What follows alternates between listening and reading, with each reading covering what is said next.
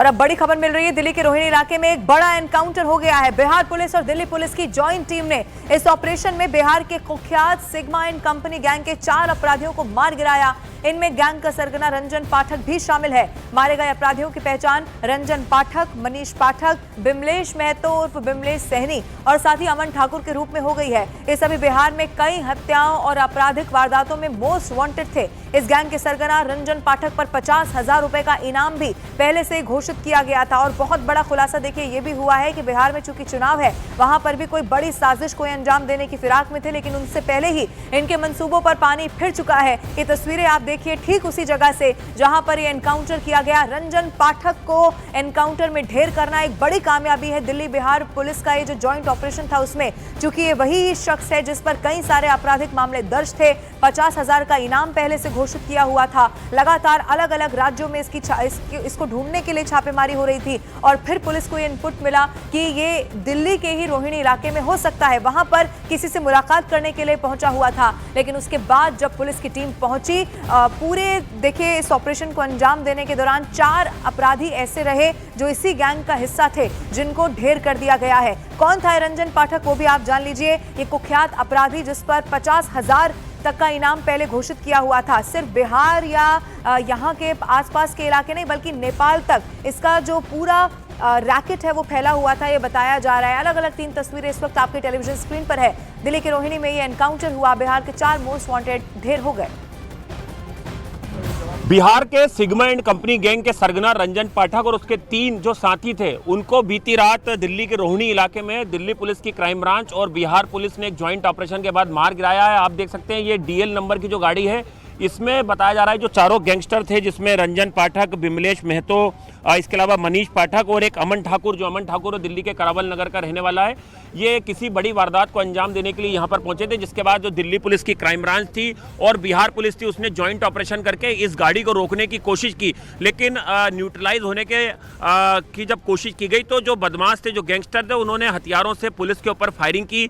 Police ने भी जवाबी फायरिंग की और जिसके बाद अस्पताल में चारों जो गैंगस्टर हैं उनकी मौत हो जाती है। आप देख सकते हैं इस समय दिल्ली पुलिस क्राइम ब्रांच के जो अधिकारी हैं वो इस वक्त यहाँ पर मौके पे मौजूद हैं। फॉरेंसिक टीम यहाँ पर मौके पे मौजूद है। इनके पास से कई हथियार और कार्टेजेस जो हैं बरामद किए गए हैं। सीतामढ़ी में एक चर्चित हत्याकांड के बाद जो अमन पाठक था, जो उसने बाकायदा एक पर्ची जो है वो भी मीडिया को भेजी थी और इस पूरे मामले में उसने सुर्खियां बटोरने की कोशिश की थी, जो रंजन पाठक था। और कई आपराधिक मामले रंजन पाठक और इसके गैंग के ऊपर दर्ज हैं। बिहार से लेकर नेपाल तक ये कई आपराधिक वारदातों को अंजाम दे चुके हैं। बिहार पुलिस सूत्रों का कहना है कि बिहार में जिस तरह से चुनाव होने वाले हैं उसमें भी ये गड़बड़ी फैलाना चाहते थे। और सिग्मा गैंग के एनकाउंटर से जुड़ी हुई एक और खबर मिल रही है, वो आप जान लीजिए, जहां बिहार के डीजीपी के मुताबिक बदमाशों के कब्जे से AK-47 बरामद कर ली गई है। इसके साथ ही कई घातक हथियार भी बरामद हुए हैं। ये आरोपी बिहार और नेपाल में कई वारदात को अंजाम दे चुके हैं। डीजीपी के मुताबिक आरोपी वारदात के बाद नेपाल में छिप जाते थे। डीजीपी ने यह भी बताया है कि आरोपियों की बिहार चुनाव में गड़बड़ी फैलाने की मंशा थी, इससे भी इनकार नहीं किया जा सकता है।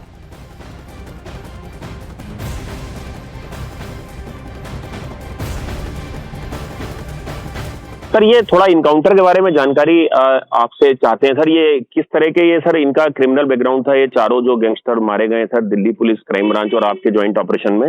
ये रंजन पाठक 7-8 साल से एक्टिव था जी, और दर्जनों कांडों में इसका इन्वॉल्वमेंट आया था जी। हाल के महीनों में ये 5 से 6 सेंसेशनल मर्डर्स किया था सीतामढ़ी एरिया में जी। तो सीतामढ़ी की टीम इसके पीछे लगी हुई थी, पुलिस की टीम, और उसी सिलसिले में दिल्ली में कैंप कर रही थी सीतामढ़ी पुलिस, और दिल्ली पुलिस के सहयोग से इनके गिरफ्तार करने की दिशा में कारगर कार्रवाई करने की कोशिश कर रही थी। उसी सिलसिले में ये इंटरसेप्शन करने की पुलिस कोशिश की, इन्होंने फायर किया, पुलिस को कार्रवाई की। सर, ये कितने दिनों से दिल्ली में छुपे हुए थे सर चारों गैंगस्टर?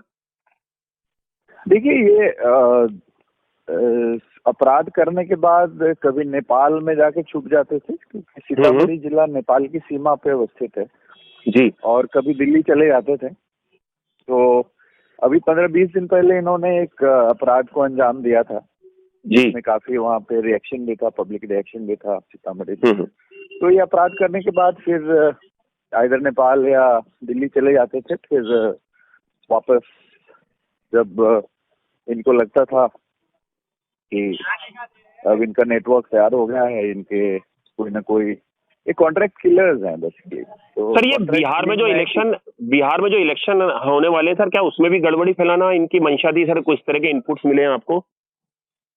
नहीं, ये डिनाई नहीं किया जा सकता है कि ये इलेक्शन के दौरान कोई आपराधिक गतिविधि को अंजाम नहीं देते, बिकॉज ये हर 15-20 दिन पे घटना करते रहे हैं हाल के महीनों में। जी। Every month they have been striking to 1 or 2 places. तो डिनाई नहीं किया जा सकता है कि इलेक्शन के दौरान जो आने वाले दिन है 3-4 सप्ताह, जी उसमें भी ये कोशिश कर सकते थे। सर, किस तरह के वेपन्स इनके पास से मिले हैं सर? वो तो दिल्ली पुलिस ठीक से बताएगी, लेकिन इनके पास से काफी घातक हथियार मिले हैं, जी। पिस्टल्स और AK-47 भी वो तो जांच के बाद बताएगी। AK-47 भी मिलने की बात पता चली। Thank you sir, news 18 India से बात करने के लिए।